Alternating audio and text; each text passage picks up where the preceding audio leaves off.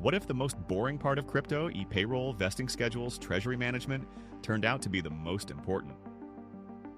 Today's unblocked guest is Malisha Stanojevic, CEO and founder of Streamflow, a Solana-based platform handling token distribution and payments for Web3 projects. He started with a hackathon, a solution looking for a problem, and built it into infrastructure that the ecosystem actually depends on. We will talk about building on Solana before it was obvious.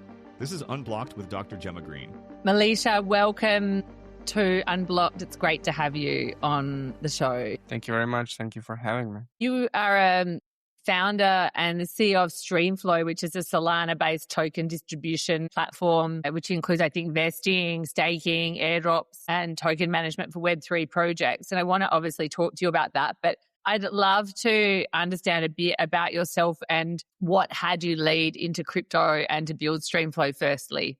Yes. I mean, with these type of questions, you don't really know how far you should go with the story. But essentially, ever since I've known myself, I've been like a problem solver. And I had a huge passion for computers. And then afterwards, software ever since I was like 6 years old. And essentially, my whole path was leading towards like engineering, software development, and then, solving some real problems with these tools at the end of the day. Like all of these are like tools, some more, some less sophisticated to solve some of the people problems. I don't know if you would like me to go into the, origin story of Streamflow. Yeah, I'd love to hear that. But so it sounds like you were really technically passionate from like a childhood is what you're saying. Yes. My father was working with computers among the first people, in Yugoslavia back in the day, in communist Yugoslavia, where this was not very popular in the 80s.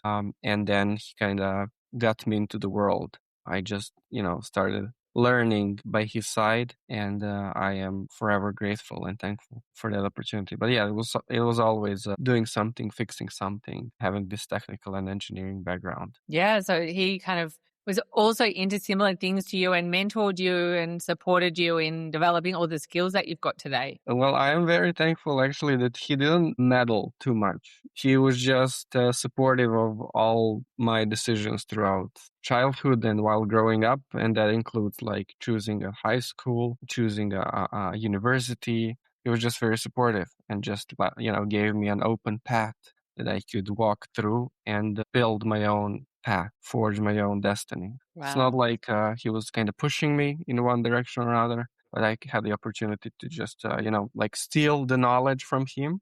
And then he was supportive to just let me become what I am today. It sounds like his trust in you gave you confidence and freedom as well as those skills. Yes. And I think this is, applicable not just in that parent-child relationship, but in general. Like, both of you and myself, we're leading our teams, leading companies, and you can see how people react.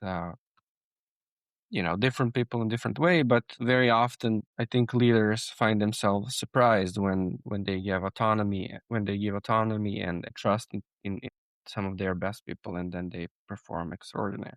It's like this transition is something that was not natural to me personally, because there are different leading styles, different leading types, but for me, I was like wanted to be on top of everything as a know-it-all, and then just through time and experience learned how to trust more. And it's giving great results and making my life easier as well. So lessons Amazing. in there. Yeah, I think it's really about also understanding for who that's really important to. Some people want to be more led. Some people want more autonomy and freedom as well, and to understand what people want and need and try and give them that. Exactly. Yes. Would you encourage people to do software engineering today, or is it a bit of a different world now with AI? That's something that I'm still like wrapping my head around, because the development is so quick. Like it's such a rapid development in the AI sector that I see people who don't have this engineering pedigree doing some magical things, like creating, software and doing some magical things. But like at this point, I don't know how safe, secure this software is, because you're doing something and building something that you don't know for sure how it actually works. While it can be used in many different applications and use cases, I think for like a production grade software and for building a scalable company and business out of it, there has to be some foundation there. So you actually know whatever you vibe coded and whatever your agents are doing. So what are the limits and how far they can go and what are dangers and how it works in the background. Yes, It's it not seems a, like it's not a clear, straightforward answer, but like nothing is in 2026, right? It's like you don't really know how these things are going to develop. So I think it's still super useful. I think it's like you can look at AI as a tool, but if you have a software engineering background, you can wield that tool more efficiently and just use it better. Yeah, so I think what you're saying is that it makes a good and experienced programmers even better. Yes. And as a business owner, that it's something that can be very helpful, but it comes with some risks, a lot of which we don't know fully about, whether the code's good, whether it could be compromised and whatnot. And for individuals that are like early on in their career, if they don't have those engineering skills, AI is not going to like replace that kind of skill. There's a skill that you need, but you're not really sure about what they actually need to learn in today. I honestly don't know. It's just it opens up so many possibilities and such a huge field for experimentation that we see. I mean, we're witnessing. You open up Twitter or you talk to a friend or you just hear here and there that like there are these solopreneurs, so to say, just putting together the AI tools and creating something that would have taken months and like many professional software engineers in the past in a matter of weeks or days. So definitely like some, how they say, like junior software engineers would need to level up their game, and the demand for like AI is replacing the demand for more and more and more engineers. But those ones that are really good will get like 5x better, 10x. I don't know, just much better. Tell us a bit about Streamflow and how you created the business, and then maybe we can just touch on how you're using the AI tools in it as well. Yeah. So given what I said about solving problems and being hands-on, I got into crypto when it was a bull market of 2020, 2021. And everyone was talking about different tokens, how it can be crazy. And I was just minding my own business. And then like I couldn't mind my own business anymore. It was just becoming overwhelming from all different sides. And then I decided to see what is it all about, what's all the fuss about. And then I saw that the whole financial system essentially is being, slowly but surely replicated on a blockchain. And I asked a friend of mine who's been into crypto for years to give me some guidance. And he gave me some guidance, and it's like the dragon's mouth opened and just swallowed me. I was in. That's it. Like 2021, 24/7. I'm all into crypto, and having this background and need to be hands on. I decided to build something first, like see how it actually works, and then I found out about Solana. That was, I would say, back in the day, was not so obvious bet, not so obvious choice. And I was just blown away how fast the blockchain is, how cheap the transactions were, and how there's just this open space to build. And I applied for a hackathon. I could barely manage to find a single person to build with me on Solana. Like I asked like 6-7 people, and they were just, I got a tap on the back, like good for you, go for it, but like not interested. And there's not something, crazy magical story about how we decided to build Streamflow. We just saw what are the top 10 projects on Ethereum by TVL and found one that's not on Solana. Like this thing is missing on Solana, and like let's build it. Very practical.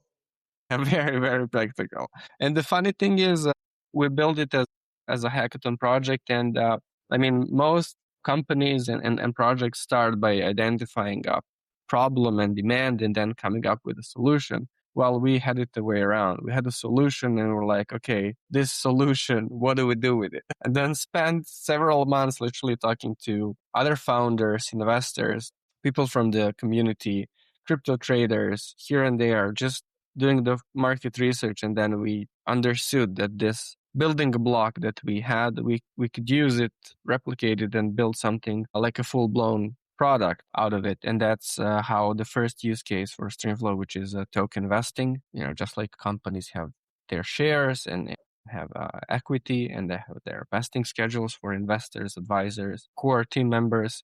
Well, crypto companies have the same with tokens. And essentially we built a first or among the first products on Solana for just very streamlined, no code, automated token vesting and locks and releases. And with this product, we did our first fundraise, and I mean the rest is history. Yeah, I mean you sit at like a very sensitive layer of the stack. Token distribution, vesting, staking, treasury, ops. Did you always intend Streamflow to be like infrastructure rails, or did that emerge from user demand? We didn't know, it's even now, 5 years later, it's still experimentation in some fields, while there's we know there's a product market fit in this area, but we also experiment with other things, right, here and there. And back in the day, we built it in such a way that it was, these were layers in terms of there was this smart contract program layer. Then there was an SDK and an API that others can use and integrate with and build. And then there's this whole user-facing application layer on top. And I mean, even now, quite a few integration partners that use our SDKs and APIs. So Streamflow is there like a pure infra. So we did not know how it's going to be. We just went with, let's find what is demand, can we build, what can we do with this, and how we can, fulfill that demand and then expand from there. I believe we'll also cover in this interview, but this expansion must start from somewhere, whether it's from the infrastructure or from the other layer and then expanding into different aspects. Yeah, I mean, at Breakpoint last year in Abu Dhabi, Streamflow announced USD plus your yield-bearing stablecoin backed by US Treasuries. This feels like quite a big strategic shift from infrastructure tooling to become a stablecoin issuer. What's the vision there? Are you competing with Circle and Tether? First of all, we are not an issuer ourselves. There's a whole infrastructure behind it. And M0 is doing a lion's share there of having everything aligned, client, working with the minters, custodians, etc., etc. But yes, I mean, we're seeing proliferation in stablecoins, and I think Circle and Tether would not have any competitors, any real competitors, if they just gave away some of the yield. Because as I believe and listeners of your podcast know, these stable coins are backed by short-term US Treasury bills, and they take all the yield for themselves. That's their business model, an extremely profitable business model. And I think no one would want to have another stable coin backed by Treasury bills and give if they were giving away the yield to their users. But they're not doing it, not even 50%, let alone 90% or more of that yield. That's one of the reasons we wanted to, just as I mentioned before, for now it's an experimentation, but we are in putting together plan how does this become an all-encompassing payments platform with this yield-bearing stablecoin. During that presentation at Abu Dhabi, I also spoke about the founders who maybe don't have an access or don't have the knowledge to access some of the safe yield, right? Safe is a relative term, but most of the people would agree there are no safer assets in the world than US government treasury bills. We want to give them an opportunity to access it. And not just them, everyone else who is just eligible to earn yield. And I think, your with USD Plus, you're offering, 3.6% APY to holders? Whatever, yes. So as of now, I would say almost all of the yield, there is some very, very tiny percentage that's being kept by the minters, the token minters. Almost all of the treasury bills yield is being passed on to a holder. Apart from like competing with the likes of Circle and Tether, why do you think this is the right model for this? I think every project or every dApp that has users and that kind of own the user, quote unquote. Think of wallets. Yeah, think of wallets. Wallets, I think, are a good example. I think we are coming to a point where like the crypto money becomes just money. And then all of these dollar abstractions, when we talk about stablecoins, USDC, USDT, USD, whatever, are just getting abstracted, and users will start seeing just the dollar sign in their applications, in their wallets, and then this technology will just, as every other technology, will get abstracted the way to make it as simple as possible for users to just interact and move the money around. Essentially, you can argue about what are all the use cases for crypto, but two of them that are very obvious to me are, one, moving money around quickly and with as few intermediaries as possible, or without any intermediary, and that's a killer use case. And I believe people in developed countries and developed world don't feel that pain, but when you need to send money back home using Western Union, that takes like 3 to 7%. And then that takes days, and then there are wire transfers that also can take days. This is a killer use case. Like money just moves with a fraction of a cost, and like almost instantly. And the second one is the access to financial markets.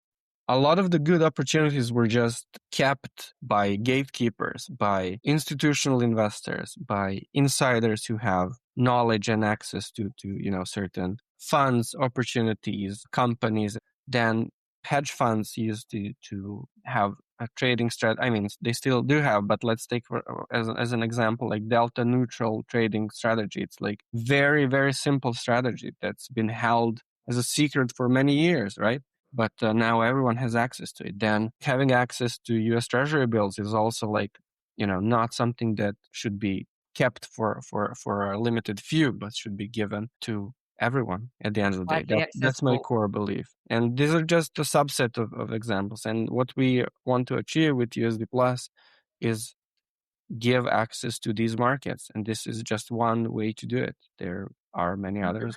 Tokenized stocks also are perfect examples, right? And everyone essentially can have an exposure. And yes, you can argue like, is it synthetic? Who holds the asset? Does it pay dividend? Et cetera, et cetera. But we cannot argue that everyone can have an exposure to this asset through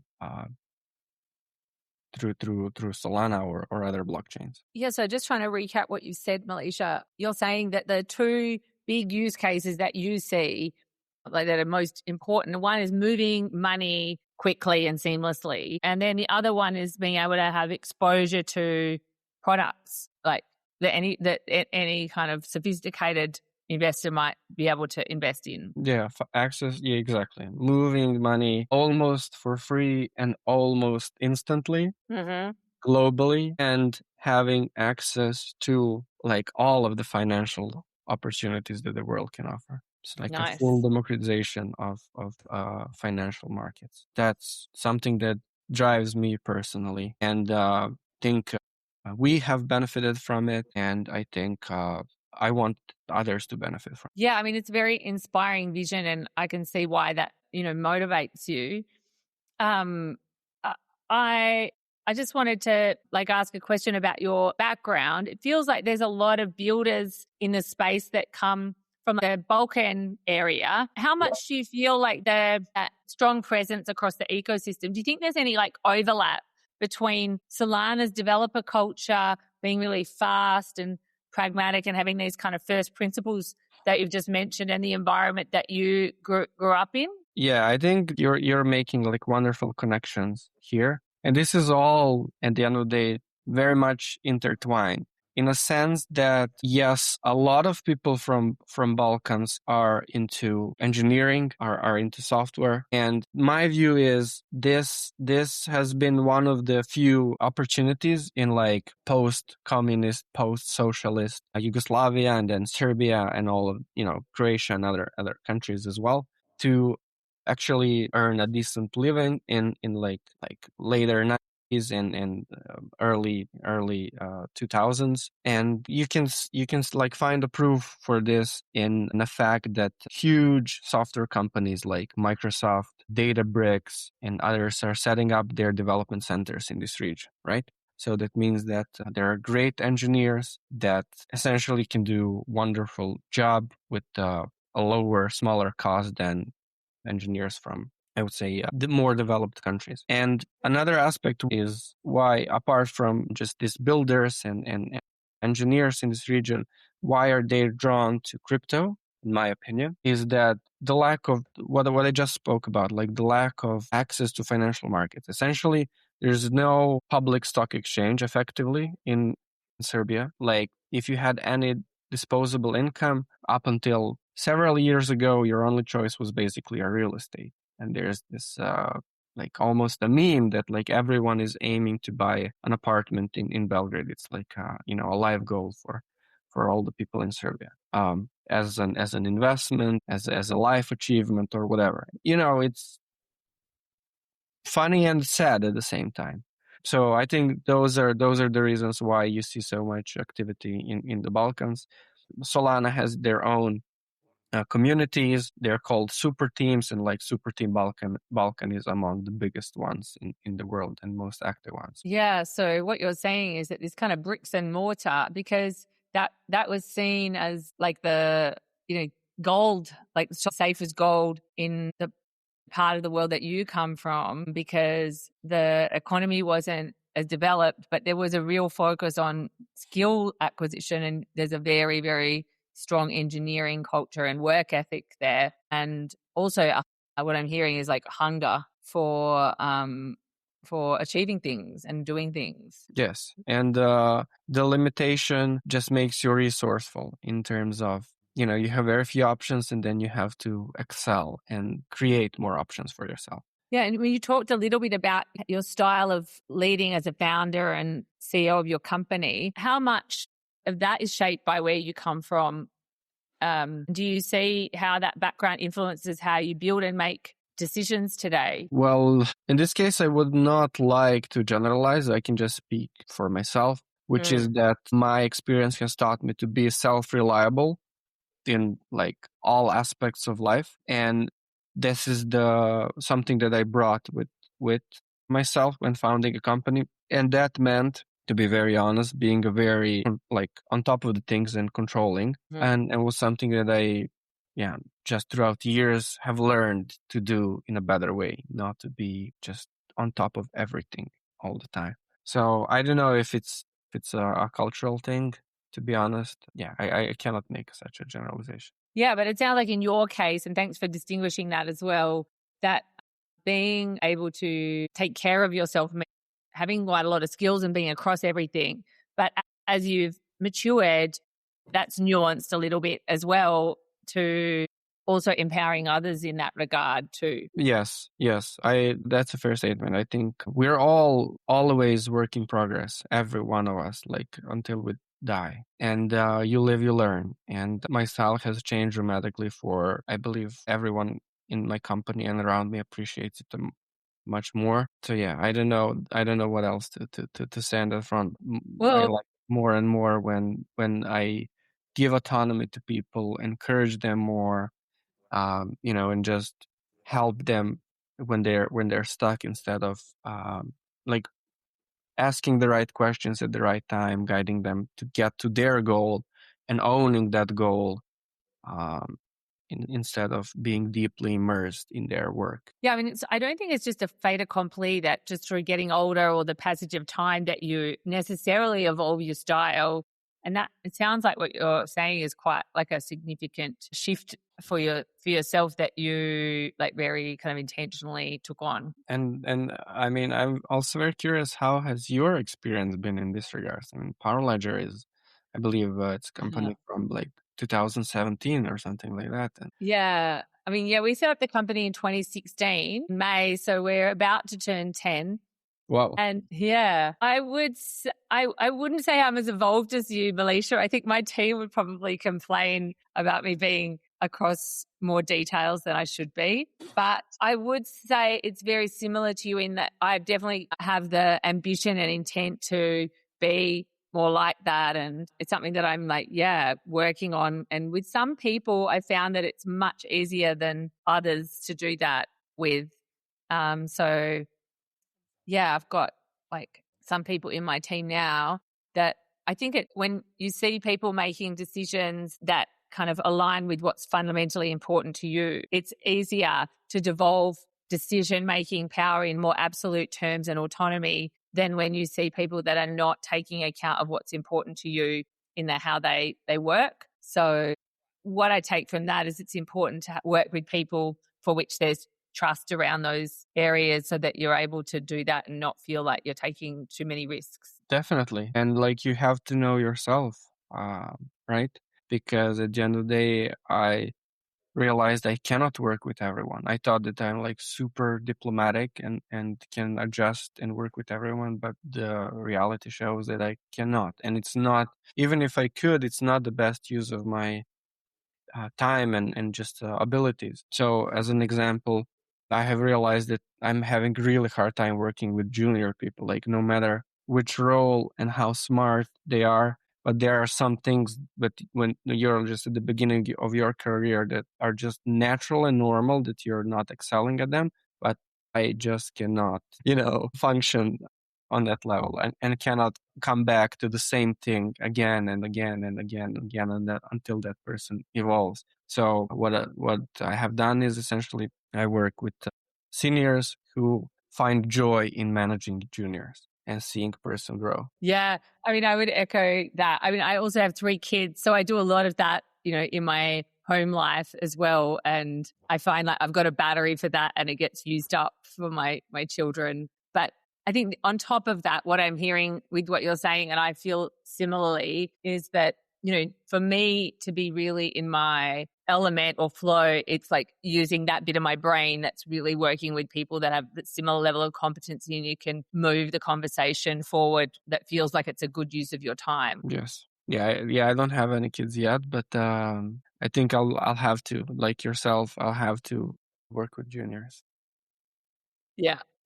So you're using a protocol revenue to buy back, stream, and distribute it to stakers. I think it's on an hourly basis. And this is like quite different from like inflationary staking models. Could you talk us through like the economics and explain, if you can, if it's sustainable at scale as well? Yes. I guess here, to be honest, is a part of the experimentation that we're talking about. Like tokens as such, as this novel asset class that came out of crypto, are still finding their place. Like, what are they for? Are they an identity or for like a value representation or an entrance, access to something, or what are they? And I think we are evolving from this governance model where like a lot of tokens have been governance tokens, or at least they proclaim to be governance tokens. And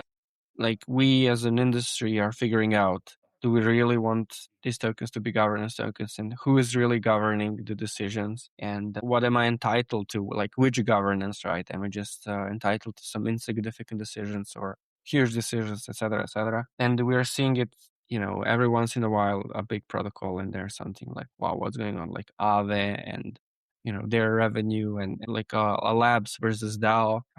We see Jupiter stopping some of the emissions, restarting, these big decisions. I think the stream token and these buybacks that are going on are not the final form, are not the final shape. Mm-hmm. And I believe that there has to be, like, if you really want to do it the right way, and like if you really want to have the token holders aligned with the company and the protocol and everything, then there has to be some direct exposure to the company and to what company is doing. One way to do it is through revenue share and buybacks for people who participate in some decision-making process. These are stakers in our case. The other way, and this is something that I'm really interested about, is how we can actually, as an industry, go to make these tokens like a tokenized equity, to make it real share of a real company with real founders and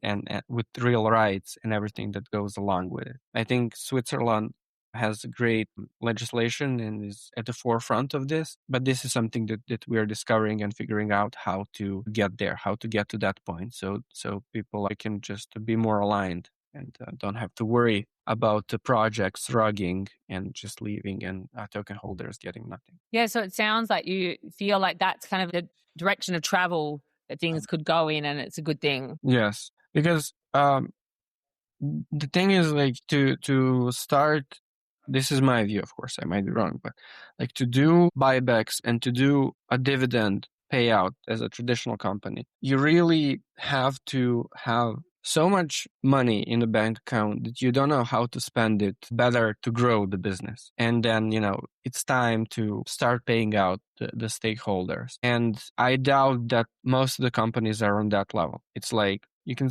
always use that money to grow business better, to hire more people, to put into marketing efforts, to put into sales efforts, to maybe acquire a different team, a different company, to go into to expand into another industry, et cetera, et cetera. And only if you reach that point where you're like, okay, we really don't know what else to do with this money. Let's, time to start with the buybacks and revenue share. And this is something that we are realizing as well. Like, in all honesty, it's like we're realizing, okay, maybe not, we're not that big, to start doing this, but rather further down the road. Yeah, I mean, there was a debate at Breakpoint about this and whether, there's enough transparency, whether, with what's happening around those like buyback and burns akin to share buybacks. And there was a lot of debate around, how much transparency there is in normal like equity markets versus crypto markets and whatnot. What is your take on this? And like,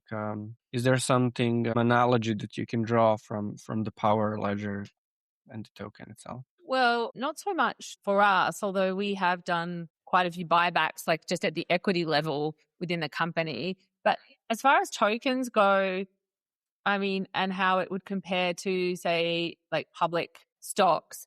I mean, you could get authorization, and companies do that, to be able to do that, and they just sit on it and don't do anything with it. So they've kind of got an option to do it. You don't really know what's going to happen there. So even though they have to disclose their intent to do it, the actual execution of it is left at their discretion. And buybacks within crypto, I think, represent a very, like a buyback and burns, I think they represent a very small percentage of the total ecosystem. And I probably come back to the point that you made around experimentation. I think we're still very early in this, and certainly more transparency around what is happening is important. And you don't want like people trading ahead of the market because they know what's going on, and it's just not good for the integrity of the ecosystem. But having said that, there's a lot we just don't know, and you won't know until you try it. And I don't think necessarily equity markets have all the answers either. There's a lot of shenanigans that goes on there too. So I don't think they're the exemplar. Yeah, I think that, yes, what we're working on, as you've also said, is kind of like, the new financial system. But I don't think it's necessarily we should just make it all just a Web3 replica.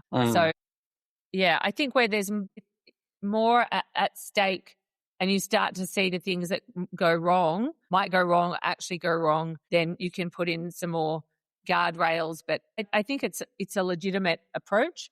And yeah, but when you see the market selling down like tokens, from burn programs or, distributions, it's saying that they don't necessarily have confidence in those decisions. And that's an interesting signal, I think, from the market as well. Yes. Like, should the companies keep the assets and deploy them, but maybe the ecosystem's not big enough to do that. So burning it makes more sense because actually doing distributions doesn't necessarily enhance the overall picture of the project. So yeah, I don't think it's a one-size-fits-all approach, and I feel like it's a bit of suck it and see. There's no definitive answer yet still.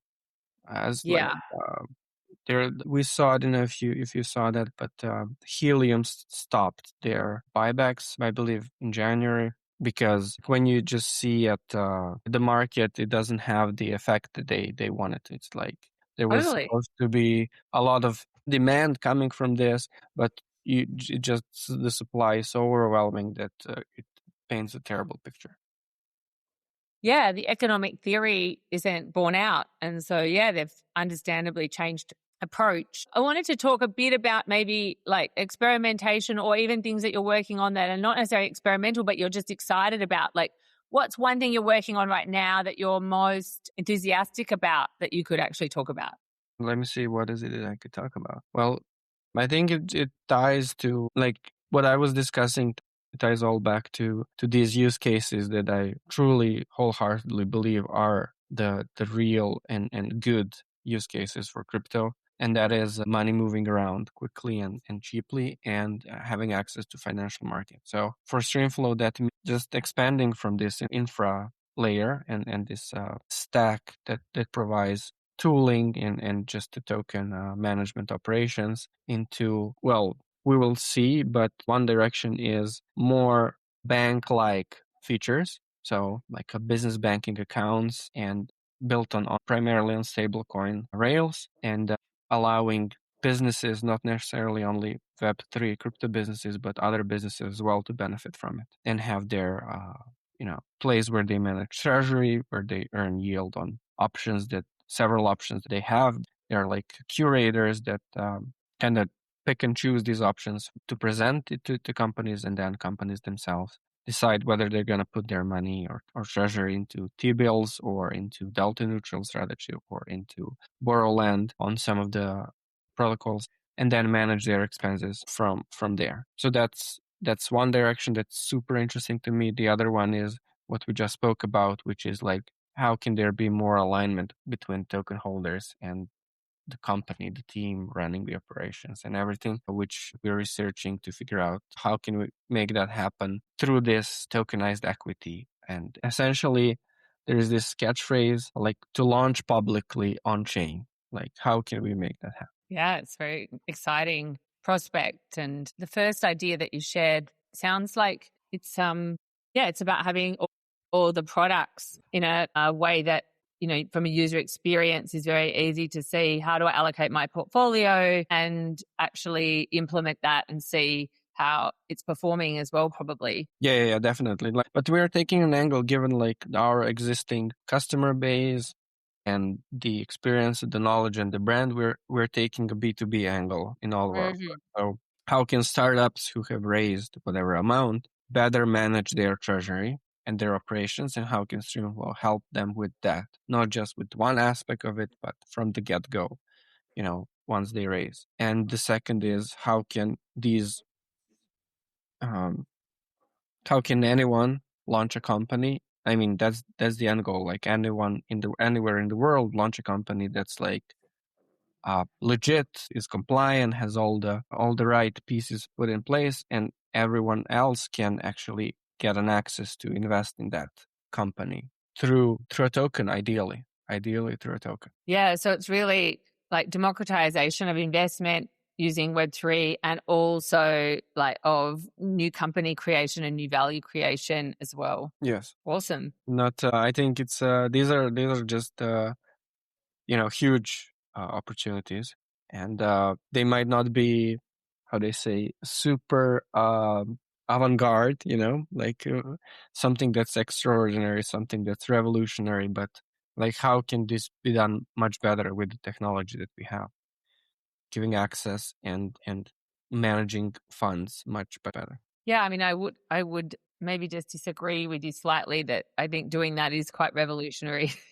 And No, I meant more like, it's not a novel use case. It's not like we are using crypto to, I don't know, go to Mars. It's like we want to use Web3 and crypto rails to build better companies and to allow more people to invest in those companies. Yeah. What would be your favorite Solana project that's not Streamflow? Good one. I would say it would be Soulflare as a wallet. I'm looking at it from a founder and business perspective. I think it's a beast of a project.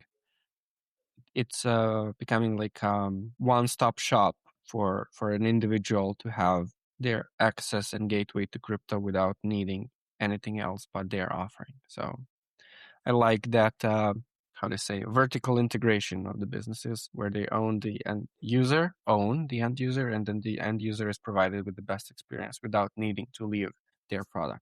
Malisha, maybe you could tell us like the song you're listening to the most at the moment, or your favorite song of the moment. I love to listen to these how do you pronounce it? Binaural beats, right? These are like the frequencies without any words. It's just certain state of mind, like focus, motivation, drive. And then I don't want to like not by any means like a referral or anything like this, but I'm using brain.fm, and you just can choose whether you are doing like a light work, deep work, need some motivation. And then these are the frequencies that have no words, different types of music. It can be acoustic, it can be classic, it can be, electronic music.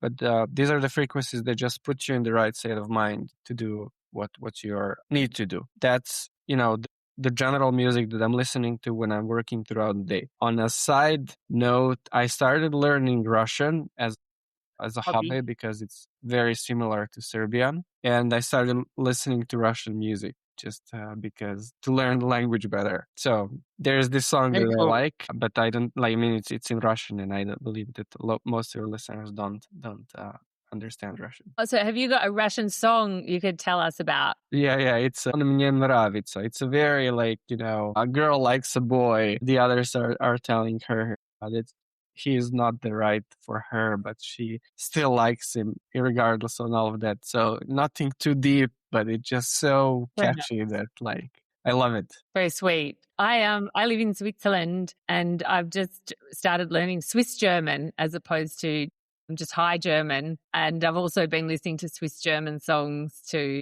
So there's a difference. Didn't know that. Yeah, it's a very big difference. Yeah. But you do speak German.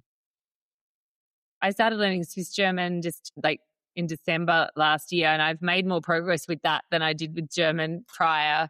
But I think, it's one of those things. The songs are the way. I mean, just you listen to the songs and they just help so much. It's so true. Yeah. Malisha, it's been a real pleasure to have you on the show and to talk with you. Thank you so much for your time. It's great to hear about your background and how that influences your work today, both from your father and culturally coming from the Balkans, and how you've evolved your leadership style over the years, as well as what your vision in moving money around and in a very low cost and fast way, and also allowing everyday people to have access to invest in things and creating tools that solve what seem like very boring problems but are actually very empowering solutions. So it's been really interesting for me to speak with you. Thank you again. Thank you very much for having me, and I'm looking forward to chat again, maybe in person in Switzerland when I drop by. Definitely. That would be fabulous. That was Malisha from Streamflow, building the infrastructure most overlooked but everyone depends on. If this gave you something to think about, share it with someone building in the Web3. And subscribe for more conversations on how founders are navigating markets, finding product market fit, and building through the noise. See you in the next episode of Unblocked.